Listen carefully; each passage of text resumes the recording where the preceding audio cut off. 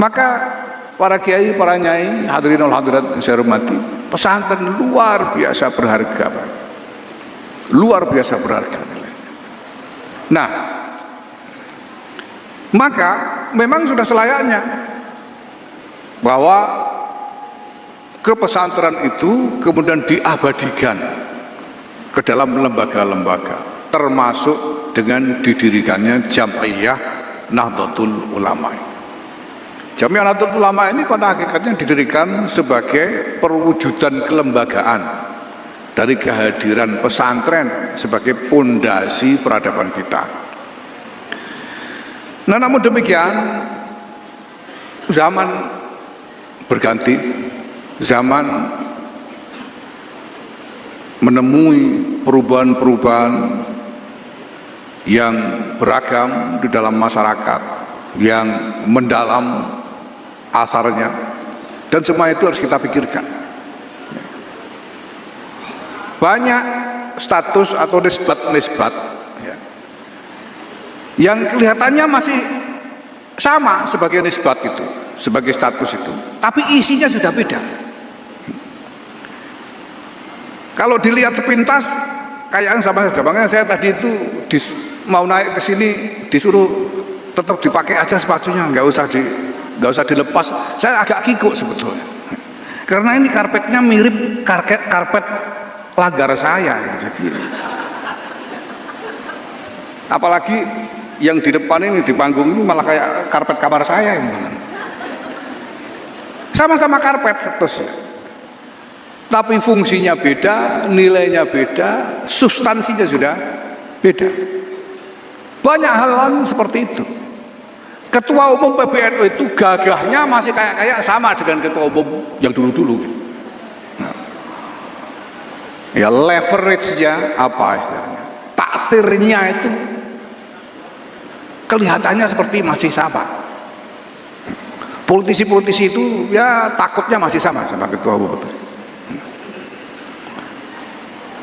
Tapi isinya ya bagaimana lagi? Zaman berubah. Kalau mutunya menurun ya apa boleh buat. Dulu NU ini punya ketua umum seperti Kiai Abdul Wahid Hasyim, kemudian Kiai Idham Khalid, kemudian Kiai Abdul Rahman Wahid, kemudian Kiai Hashim Muzadi, kemudian Kiai Said Akil Sirot. Sekarang ketemunya Yahya Stakuf. Sebutannya masih sama-sama ketua umum, tapi isinya beda. Begitu juga apalagi pengurus-pengurus yang lebih rendahan begini ini kayak isinya beda, mutunya beda. Sebetulnya mohon maaf, nisbat kiai itu juga sama. Tempo hari saya cerita waktu pelantikan PCNU Kota Pasuruan. Saya cerita bahwa dulu pada zaman kakek saya banyak orang bukan kiai kepingin anak-anaknya jadi kiai, sehingga suruh mondok, suruh ngaji semua. Habis itu zaman bapak saya itu sudah ada kiai-kiai yang tidak terlalu berminat anak-anaknya jadi kiai, suruh sekolah kedokteran, teknik, sekolah sospol gitu, karena tidak terlalu kepingin anaknya jadi kiai. Nah zaman saya karena ada Gus Dur yang begitu moncernya, itu banyak orang-orang bukan Gus minta dianggap Gus. Tiba-tiba dukun-dukun di Jawa Tengah itu minta dipanggil Gus karena Gus itu seksi. Wah pokoknya Gus segala macam, apalagi ya gitulah. Nah zaman milenial ini masya Allah banyak orang-orang bukan kiai minta dianggap kiai.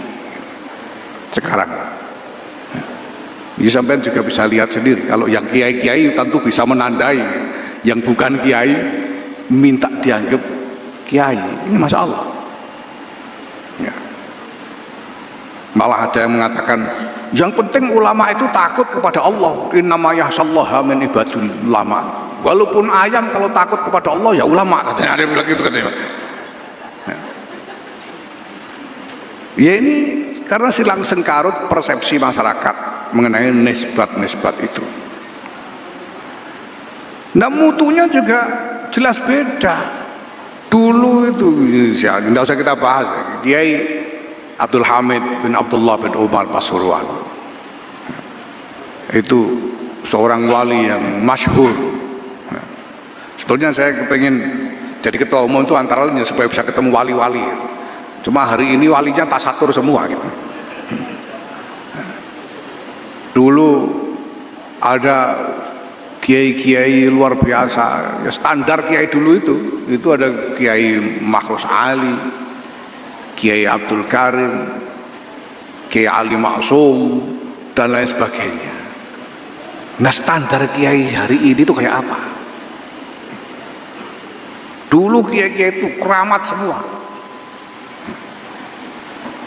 Kemarin saya bercanda, saya bilang kalau dulu kiai-kiai itu kasyaf, ya, ahli mukasyafah semua, kiai-kiai sekarang itu banyak yang sudah istikharah bolak-balik nggak ngipi-ngipi, itu banyak gitu. Ya kalau Kiai Mujib Imran ini insya Allah lah. Jadi Kiai Misbah Zainal Mustafa, adiknya Kiai Bisri Mustafa itu pernah mengatakan, ono wong ora wali padahal ora wali tapi dungane mati. Iku mergo ditunggoni wali. Ada yang begitu. Kalau Kiai Idris ini memang punya jimat yang bisa dipakai untuk menghadirkan isyarah-isyarah, itu ada aja. Jadi masih jelas jaminannya. Yang lain-lain ini wallahu alam bishawab. Udah wallahu alam.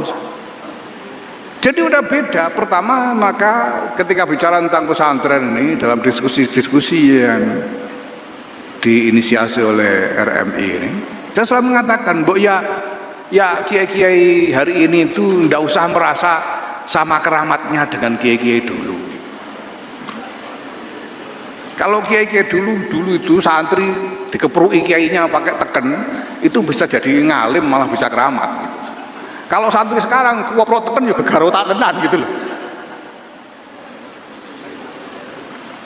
Ini harus diingat. Ya. Nah kesadaran ini harus kita kembangkan dari dalam lingkungan pesantren sendiri, khususnya di kalangan para pengasuhnya. Maka kalau hari ini kita akan mendeklarasikan gerakan pesantren aman, inilah gerakan di antara para penyelenggara pesantren untuk menjamin bahwa pesantrennya aman. Karena ini tanggung jawab luar biasa. Tadi Nyai Nanik sudah menyinggung, tanggung jawab luar biasa. Orang tua menitipkan anak kepada kiai itu titip jiwa raga dunyan wa ukhra. Dan kiai berani nerima, waduh ini masya Allah, mengambil alih tanggung jawab dari orang tuanya. Yang kewajiban orang tuanya kok mendapat perintahku anfusakum wa ahlikum itu diambil alih kiainya gitu. Kok berani-beraninya? Ini luar biasa sebetulnya. Kalau kiai-kiai dulu masya Allah. Nah ini sekarang kita harus pikirkan. Nah hal-hal yang menjadi standar kualitas pada masa lalu, apa sih standar kualitas dari kekiaian dan kepesantrenan itu? Bukan hanya soal penguasaan wawasan keilmuan yang bersifat kognitif, bukan soal ilmiah dalam arti akademis saja, bukannya soal itu, tapi juga soal kepemimpinan masyarakat, soal riayah, dan lebih dalam lagi adalah soal kuwah ruhaniyah. Dulu kiai-kiai itu memang berani nerima santri karena yakin bahwa beliau punya kuwah ruhaniyah yang cukup untuk mengasuh santrinya. Dulu itu bahkan ada kiai-kiai yang walaupun semua orang tahu ini kiai yang memang sudah memiliki makom yang tinggi, tapi karena kehati-hatiannya tidak berani bikin pondok. Satu contoh yang jelas sekali itu Kiai Abdullah bin Abdus Salam Kajen, pamannya Kiai Sal Mahfud. Pondok kamar-kamar santri di pesantren beliau itu bukan beliau yang bikin, itu dibikin oleh wali-wali santri. Beliau mengatakan, aku kadung ngaji ya pancen kudu mulang, nek kepengen tak ulang ya pokoknya aku agar ngaji melu ngrungokno, ikut mendengarkan. Nek kepengen manggong, kalau kepengen mukim di sini ya terserah, aku nggak mau pikir sendiri sana, kata beliau. Itu Kiai Abdullah Salam sampai segitu. Jadi sekarang ada kamar-kamar sekarang sudah berubah sih. Dulu itu ada kamar-kamar yang beli tanahnya, yang bangun kamarnya itu wali-wali santri yang iuran sendiri, karena Batullah Salam tidak mau. Sampai jadi tidak karu-karuan karena memang tidak diatur. Dan Batullah Salam hanya pokoknya mengandalkan langgar yang beliau bangun sendiri dan menjadi tempat mengajar beliau. Nah suatu kali Batullah Salam ini pergi haji, zaman itu agak lama, 3 bulan. Nah lalu di Limpe itu bahasa Indonesianya apa? Jadi putra beliau Mbah Nafi, Allah yarham itu, Mbah Nafi Abdullah itu mencuri kesempatan ketika abahnya pergi itu untuk merenovasi pondok. Pondoknya direnovasi, ditata jadi bagus, langgarnya juga direnovasi, sehingga Mbah Dola pulang sudah jadi renovasi pondoknya. Nah Mbah Dola pulang kaget, lho iki apa iki? Kata Mbah Nafi, nggih kula dandosi bah kersane lare-lare ratus sekeco. Lho langgar pundi? Karena langgarnya direnovasi juga. Nggih kula dandosi nggih renovasi. Apa kata Mbah Dola? Kowe sing gawe ya nggone kowe kono, katanya. Dan sejak itu beliau tidak mau ngajar di langgar, beliau pindah ngajar di rumah beliau sendiri karena saking hati-hati, karena tanggungan luar biasa. Nah karena itu kita harus berpikir, apakah mungkin sekarang kita meniru kualitas intrinsik dari para kiai pada masa lalu itu di masa sekarang? Apakah mungkin? Ya saya tidak tahu. Apa kuat Gus Mujib ini tirakat kayak Mbah Kiai Imron itu kuat apa enggak kira-kira? Apalagi kalau sekedar model-model Kiai Miftah Fakih ini sudah Masya Allah, Tabarakallah sudah. Karena saya sampai bilang kepada teman-teman, bikin pondok itu sebaiknya jangan sengaja. Bikin pondok itu bahaya ya. Saya sampai begitu. Kenapa? Karena kita tidak punya kualitas rohani sekuat ketika para pendiri pondok pada masa lalu. Kiai-kiai keramat pada masa lalu itu sendiri sampai tidak berani berpikir untuk melestarikan pondok, itu tidak berani. Maka jangan heran kalau ada banyak kiai-kiai besar dulu itu lalu tidak ada tinggalan pondoknya, nggak ada. Belakangan mungkin baru muncul penerusnya, tapi sepertinggal beliau tidak ada teruskan karena tidak dipikir. Kiai Ma'ruf Kedunglo Kediri, sepeninggal Kiai Ma'ruf siapa yang teruskan? Tidak ada. Kiai Ihsan Jampes yang nulis Sirajut Talibin, ya, sama apa namanya itu Sarahnya Minhajul Abidin, Manahijul Imdad. Tapi seperti kalau belum ada teruskan. Belakangan ada zuriyahnya yang mulai lagi. Tapi beliau tidak berpikir untuk melestarikan pesantren sebagai lembaga. Pokoknya yaitu tadi, terlanjur ngaji, wajib mengajar, udah mengajar. Nah, apa kita mampu meniru atau membangkitkan kembali kapasitas? Nah, yang paling sulit bukan soal kekuatan tirakat, tapi ukurannya. Ukuran tirakat itu juga masalah, karena ukuran yang sangat yang sangat abstrak. Menurut tirakat nemen ujung-ujungnya nggak jadi kiai malah jadi dukun misalnya, itu kan bisa sekarang, karena tirakatnya tirakat apa dulu. Nah, karena sulit dicari ukuran-ukurannya, maka Yang bisa kita lakukan sekarang ini adalah menetapkan parameter-parameter, batasan-batasan yang bisa menjadi ukuran hasil yang sekurang-kurangnya mendekati. Dulu itu kan kiai-kiai cukup disuwuk saja santrinya itu udah jadi. Saya kenal sejumlah kiai yang ngakunya dulu tidak pernah ngaji, ya. Tapi tiba-tiba karena diperintah ngajar oleh kiainya, tiba-tiba bisa ngajar. Itu banyak gitu. Ya contohnya kayak saya ini nggak ngaji nggak apa, cuma gelundang-gelundung, tiba-tiba jadi ketua umum. Nah, ini kan karena suwuknya kiai. Nah, apa yang bisa menggantikan suwuk-suwuk itu? Maka ketika RFI membuat hubungan dengan Inkindo ya untuk konsultasi infrastruktur pesantren, saya bilang jangan hanya berhenti pada soal kualitas teknis dari bangunan itu atau ukuran parameter teknik sipil dari bangunan itu saja. Harus lebih jauh, harus dipikirkan misalnya desain tata ruang pesantren itu harus seperti apa supaya aman. Jangan asal bikin, harus diukur. Rumahnya kiai dari komplek Pondok Putri itu harus berapa meter, itu harus ditetapkan itu. Kalau enggak ini kayak begini-begini tadi itu berita yang enggak itu harus diukur, harus dipikir sampai ke sana, harus dipikirkan bukan hanya kurikulum dalam pengertian daftar mata pelajaran, tapi pola kegiatan dari santri-santri itu seperti apa. Harus ada standar. Karena ini anak-anak remaja semua, anak adolesen semua ini.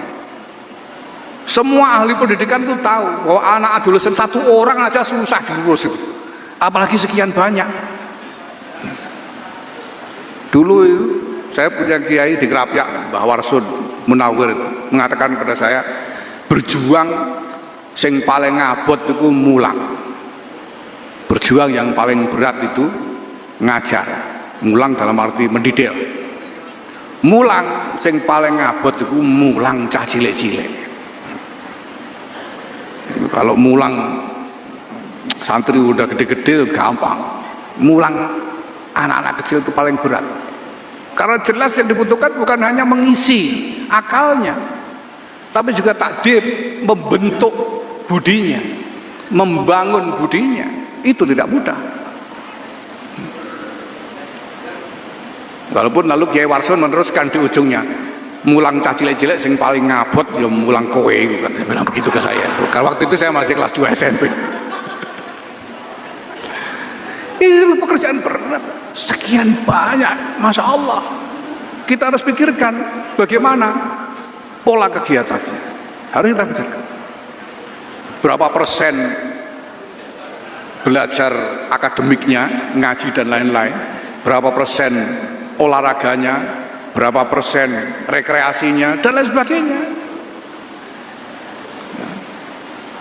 Ya kalau itu udah dipikir, sementara suwuknya tidak mandi lagi, ya repot nanti santrinya ini. Harus dipikir sampai ke sana. Kita harus melakukan rasionalisasi dari cara kita mengelola pesantren ini. Ini yang saya minta dari RFI. Alhamdulillah sekarang sudah ada hasil modul dan lain sebagainya ya, yang nanti bisa diterapkan dan menjadi bagian dari kurikulum pelatihan-pelatihan ini juga. Sudah ada misalnya modul untuk membangun satgas anti kekerasan di pesantren-pesantren dan lain sebagainya. Alhamdulillah, mudah-mudahan berkembang. Nah, ada satu hal lagi yang sekarang sedang dipikirkan oleh PBNU ini. Bagaimana memberikan rujukan kepada masyarakat awam tentang keulamaan. Karena seperti saya singgung tadi itu sekarang banyak yang bukan kiai minta dianggap kiai itu juga banyak. Karena jadi kiai itu memang renes, ngerjekeni lah gitu. Sekarang banyak ngacak kiai.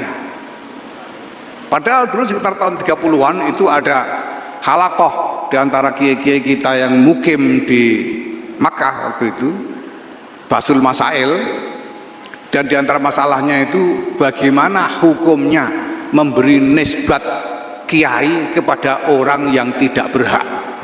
Itu Basul Masailnya. Dan jawabannya haram.